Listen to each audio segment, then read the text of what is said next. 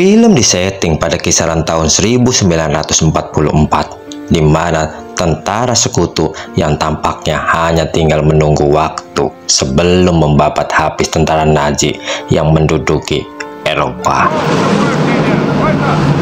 Terlihat prajurit Kelly yang sedang membawa salah seorang tawanan perang, lebih tepatnya menyanderanya.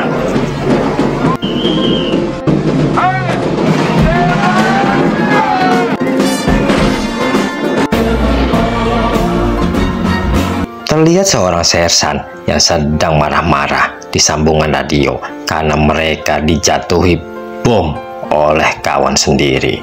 Look, Mulligan, I don't think I'm getting through to you. You're dropping your damn barrage on our position. No, the Krauts are not here. We're here. Tampak sersan Big Joy yang sudah sangat kesal dengan kondisi yang ada. Perang yang tak kunjung reda, tekanan dari atasan, kehancuran, jeritan, hujan deras, perut lapar, kurang tidur, dan jarang mandi.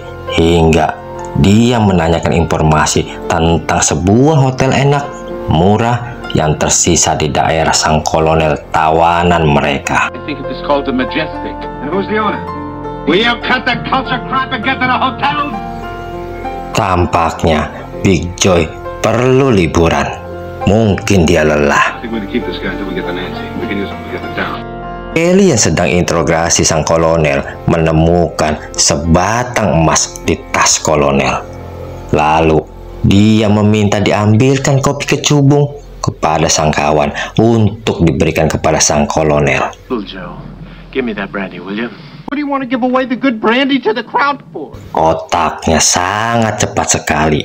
Dia sudah mulai bisa merencanakan sesuatu dan melihat batangan emas itu sangat berkilauan di matanya. Saat sang kolonel sudah di awang-awang, pada akhirnya dia mengoceh bahwa batangan emas itu ada 14. How many more bars of gold like this do you have in that convoy? 14 what? 1,000. Tepatnya 14.000 batang. Wow. Dan emas itu ada di sebuah bank di daerah Claremont dengan penjagaan 3 buah tank Tiger. Whereabouts is the bank?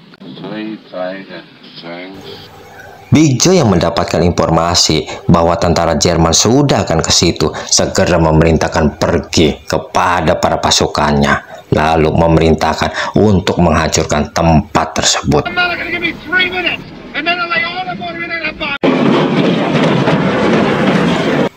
Pada keesokan harinya, terlihat Kelly dengan otak akal bulusnya mencoba untuk mendatangi Mulligan untuk meminta dia melakukan sesuatu. Mulligan ini adalah orang yang ditugasi untuk memberikan sebuah perintah, melontarkan mortir-mortir tepat ke sasarannya. Awalnya sih dia tidak mau karena perlu surat-surat perintah. Akan tetapi, I just want to make a proposition to you. Gee whiz, Kelly, without an authorization, I can't help you. Why not? surat perintah pun lewat dengan kilauan emas. Semua bisa diatur. Beres, bos. I won't forget, Kelly. Kelly mulai mencari dukungan sana-sini. Dia akan berangkat menuju tempat emas tersebut berada. Kelly ini tadinya adalah seorang komandan. Akan tetapi, karena suatu kesalahan, dia harus dijadikan kambing hitam hingga dia diturunkan pangkatnya menjadi kopral. Gaji kecil, jauh dari keluarga, dan pucuk dicinta ulam pun tiba. Lagi haus, diberi air. Lagi lapar, ada yang bawa makanan. Satu orang penting lagi yang Kelly coba ajak, yaitu Crab Game. Supplies and ammunition to last a platoon of men in the field for 3 days. That's nice. What's in it for me?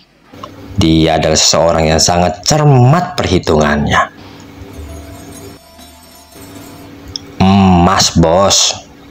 Lancar semua jalannya. 14,000. Hey, sweetheart.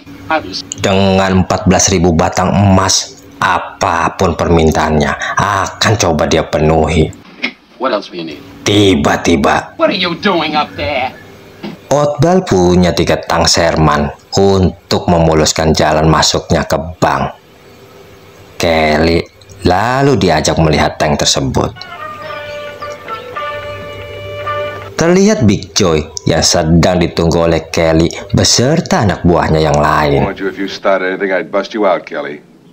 Big Joy selaku atasan tahu betapa bahayanya tujuan mereka. Akan tetapi anak buahnya yang sudah bosan berperang dengan gaji $50 sebulan dan dengan emas harga $16 juta, resiko apapun layak untuk diperjuangkan hingga pada akhirnya.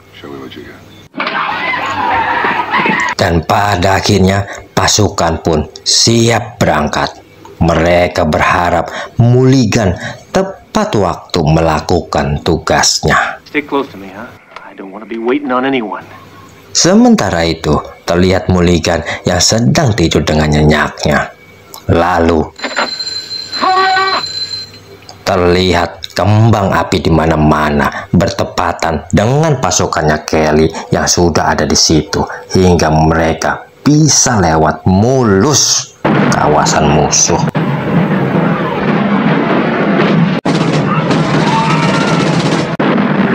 Scene lalu berpindah.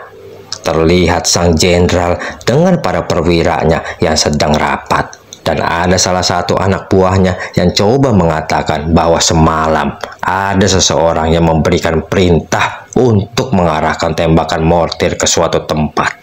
Against some damn crossroads.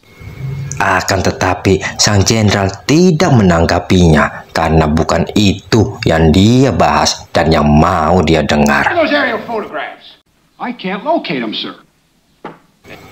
Tentu saja foto-foto udara tersebut sudah tidak ada karena sudah dicuri oleh geng Kelly untuk mereka bisa pelajari agar tank Sherman bisa sampai di titik yang ditunjukkan oleh Kelly. Kita beralih ke tempatnya Kelly dan yang lain yang sedang beristirahat dan mengatur strategi. Tampak Big Joy dan Kelly yang sedang diskusi. Dan Big Joy baru mengetahui kalau bank tersebut dijaga oleh 3 buah tank Tiger. Normal amount of support for 3 Tiger tanks. Nasi sudah menjadi bubur, mau marah pun percuma. Dan tiba-tiba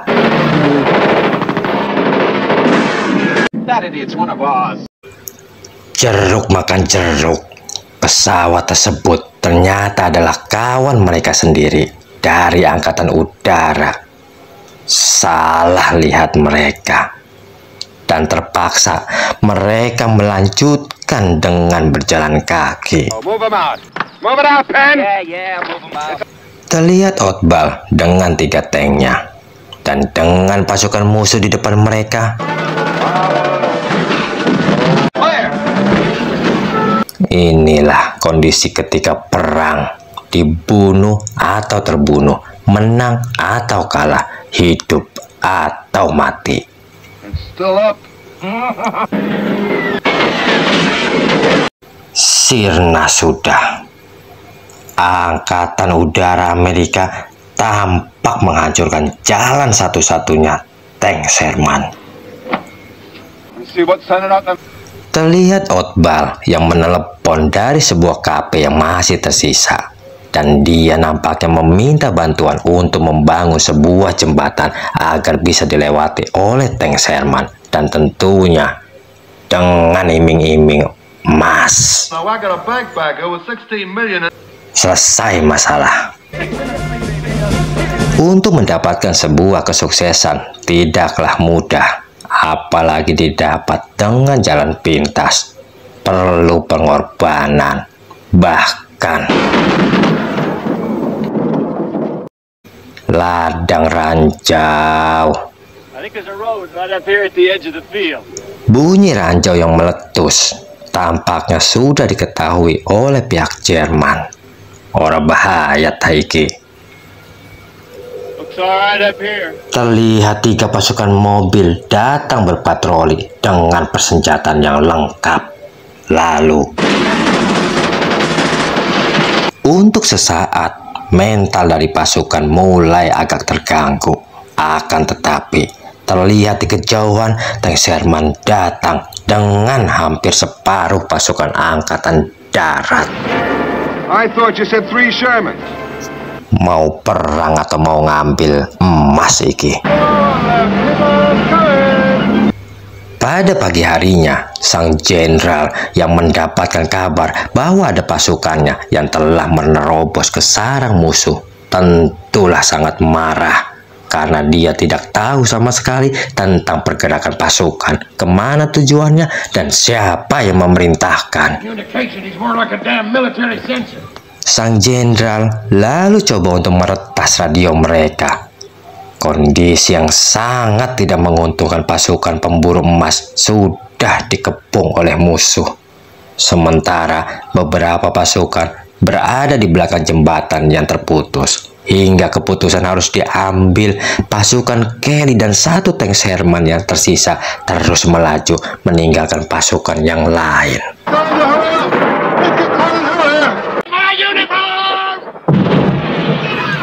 Terlihat pasukan Kelly sudah mulai memindai area yang dituju. Oddball yang sudah sangat paham dengan tank Tiger memberitahu titik lemahnya ada di belakangnya. Jadi sebisa mungkin mereka harus berada tepat di belakang tank Tiger lalu melumpuhkan dengan tank Sherman. Dua kekuatan yang sangat tidak seimbang. Ibarat 2 ekor hewan, yang 1 kucing, yang 1 harimau. I'll be right outside showing you which way to go. Untung saja Oddball ini kebanyakan makan micin. Jadi otaknya selalu berpikiran positif, positif dan positif. Atau lebih tepatnya, agak gila sedikit. Dan betapa beruntungnya mereka. Ternyata tank Tiger harus menyalakan mesin selama kurang lebih 20 menit setiap 3-4 jam. Hingga tank Sherman bisa mendekat ke pinggir kota tanpa harus diketahui kedatangannya. Karena mesin tank Tiger akan membuat suara mereka nyaru. Sneak right off the edge of town, nobody will hear us, right?